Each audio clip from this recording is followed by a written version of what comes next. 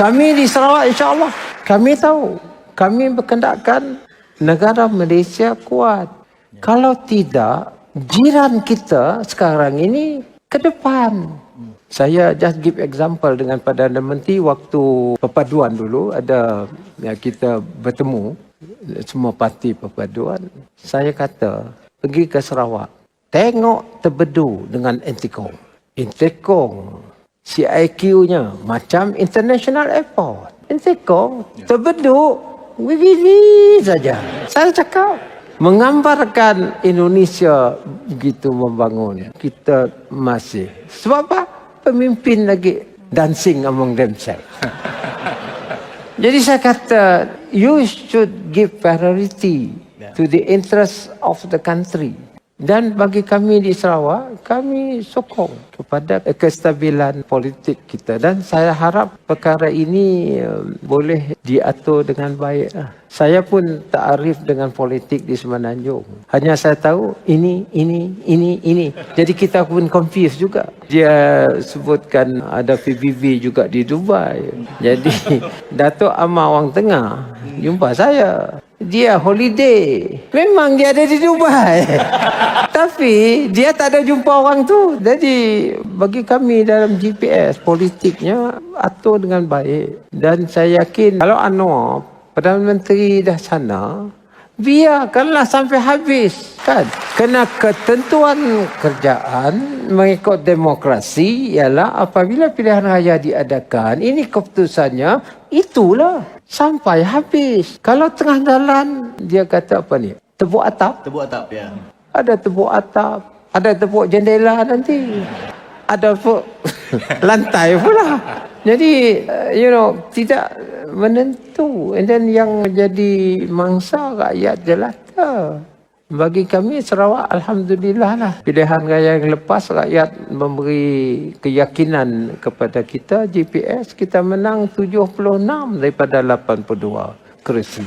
Ini bagi kami adalah amanah. That's why we have to work very hard to deliver. Ada pula tak ada promise kita. Macam free education, we did not promise. Tapi saya rasa ini patutnya diberi kepada rakyat Sarawak. Jadi talking about politics, yalah, mesti ada falsafah lah politik. Dia sebenarnya yang terdesak ni orang macam PAS, orang macam Syam Jalil, orang macam KJ. Yang apa juga yang keluar daripada mulut Datuk Seri Zahid, itu dianggapnya sebagai, sebab kata orang tu, semua tak betul lah. Yang betul ni, apa yang keluar daripada kepala lutut diorang je. Saya nak beritahu, kita buat pilihan raya untuk pilih kerajaan. Kita pilih kerajaan tu untuk tempoh berapa lama? Kita pilih kerajaan tu untuk tempoh 5 tahun. Kalau misalnya KJ nak demokratik sangat, buatlah pilihan raya tiap-tiap tahun. Kalau misalnya Syam Jalil rasa dia dah kalah di Shah Alam tu, dia tak puas hati, dia nak setahun sekali buat pilihan raya. Boleh, buatlah cadangan.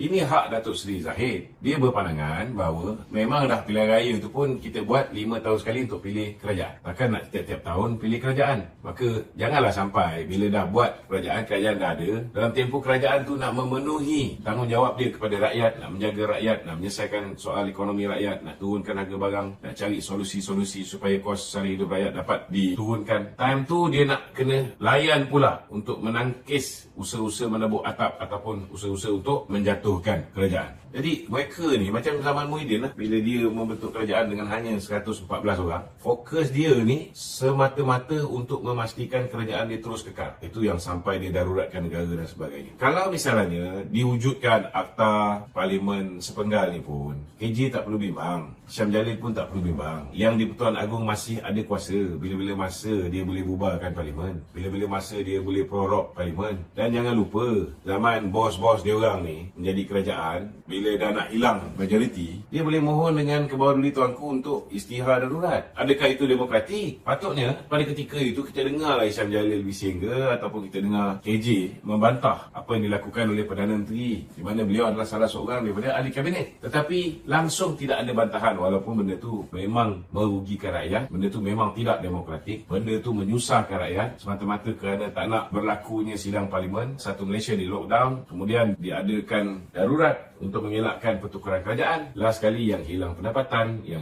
pendapatan sempurna ialah rakyat biasa, sehingga mereka terpaksa merayu untuk dikeluarkan duit KWSP lah, terpaksa pinjam dengan Along lah, bila tak boleh bayar Along, ramai yang terpaksa Ini semua apa yang berlaku zaman Muhyiddin ketika Khairi Jamaluddin menjadi menteri pada ketika itu. Ada kita dengar ada bising? Tak ada. Sebab bos dia, geng dia yang memerintah. Ini Datuk Zahid mencadangkan supaya dah alang-alang kita memang pilih kerajaan 5 tahun sekali. Maka sepatutnya kerajaan tu kekal 5 tahun sekali. Kalau misalnya kerajaan ni teruk sangat. Ingat kita ni sistem apa kita pakai? Kita bukan sistem republik. Semua kuasa sepenuhnya kepada orang politik. Tidak. Kita menggunakan sistem raja berperlembagaan. Jadi kalau misalnya orang politik ni dah melampau sangat seksa hidup rakyat, bila-bila masa majlis raja-raja yang di-Pertuan Agong boleh mengisytiharkan dilakukan apa yang dipanggil sebagai prorok, ataupun boleh diisytiharkan darurat, ataupun boleh dibubarkan parlimen. Tidak ada masalah.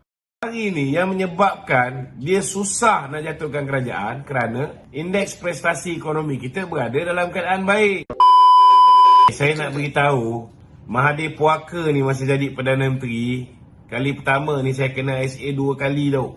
Masa dia jadi Perdana Menteri kali kedua ni, saya report polis ke atas Amhari pun, saya yang kena dakwa, kena penjara pula tu 1 bulan. Saya tengah merayu sampai ke Mahkamah Persekutuan. So, tak payah nak cerita banyak lah. Zaman dia jadi Perdana Menteri lagi teruk, lagi dahsyat. Jadi Datuk Seri Anwar ni kalau nak ikutkan, dah banyak dah dia boleh dakwa. Tapi dah sampai sekarang ni, dah setahun ni, saya tunggu bila dia orang ni semua nak kena. Tak kena-kena. Itu sebab hari ni tajuk saya, dah tiba masanya kita kena pastikan bahawa Akta SOSMA digunakan ke atas orang yang sabotaj negara ni. Datuk Seri Anwar nak maafkan orang yang maki hamun dia, orang yang kata dia pelantar, orang yang kata dia macam-macam. Itu hak dia. Tetapi kita sebagai rakyat Malaysia, kita pun ada hak untuk tak nak tengok ni menjahanamkan negara kita. Penting ni tuan-tuan.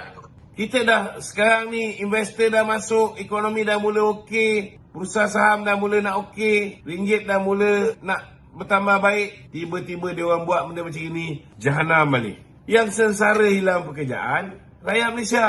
Bila keadaan ekonomi kita teruk, maka mudah untuk kerja dia menjatuhkan kerajaan. Hari ini yang menyebabkan dia susah nak jatuhkan kerajaan kerana indeks prestasi ekonomi kita berada dalam keadaan baik. Kadar inflasi kita rendah, kita punya pertumbuhan ekonomi bagus, semua bagus. Ringgit je. Disebabkan kita tak nak naikkan interest rate kita, ringgit kita tak berapa bagus against US dollar yang mengenakan OPR ataupun interest rate mereka 5.5%. Kalau kita pun kena 5.5%, orang tinggalkan Amerika. Orang lebih suka melabur di Malaysia. Tapi pasal tinggi sangat interest rate Amerika, kita baru 3%. Kalau simpan duit dekat Amerika, 100,000 dapat 5,500 setahun. Simpan duit kat Malaysia, 100,000 dapat 3,000 setahun. Orang bawa larilah duit pergi ke Amerika. Itu sebab demand untuk US dollar meningkat. Bila demand untuk US dollar meningkat, US dollar lebih mengukur berbanding dengan ringgit Malaysia. Ini orang kena faham. Bank negara pun kalau nak naikkan interest rate 5.5% boleh. Tapi apa akan jadi pada rakyat? Kita fikir soal rakyat. Kalau kita naikkan interest rate kita sampai 5.5%, orang yang pinjam duit untuk beli rumah, orang yang pinjam duit untuk kahwin, pinjaman peribadi dan sebagainya, mereka kena bayar ansuran bulanan yang jauh berlipat kali ganda lebih mahal. Itu sebab kita tak buat kerja-kerja bodoh ni. Kerajaan ini takkan tahan lama. Bila-bila masa dia akan jatuh kerana sokongan tu kita ada.